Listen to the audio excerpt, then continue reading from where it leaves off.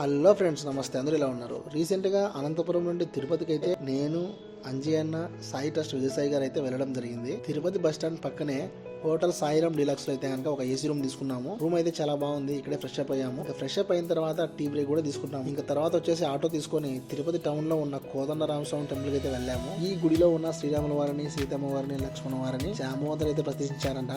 అందుకే కోదండరామస్వామి టెంపుల్ లో ఆంజనేయ స్వామి అయితే ఉన్నాడు. ఈ టెంపుల్ కు ఆపోజిట్ అయితే ఉంటది అనమాట ఆంజనేయ స్వామి టెంపుల్. సో నాకు తెలిసి తిరుపతిలో ఒంటిమిట్లో తప్ప మిగతా టెంపుల్ అన్నిట్లో కూడా ఆంజనేయ స్వామి అయితే ఉంటారు. ఇక్కడ మాత్రం ఉండరు అనమాట. ఆ తర్వాత అదే ఆటోలో పచ్చికాపులం రోడ్ లో ఉన్న శ్రీ శక్తిపీఠంకి అయితే వెళ్ళాము. అక్కడ కూడా టెంపుల్ చాలా బాగుంది. టెంపుల్ మొత్తం చూసాము. ఇక్కడ ఎక్కువగా హోమాలు చేస్తారంట. అక్కడ నుండి మళ్ళీ తిరుపతికి అయితే వచ్చి విజయభవన్ లో భోజనం చేసాము.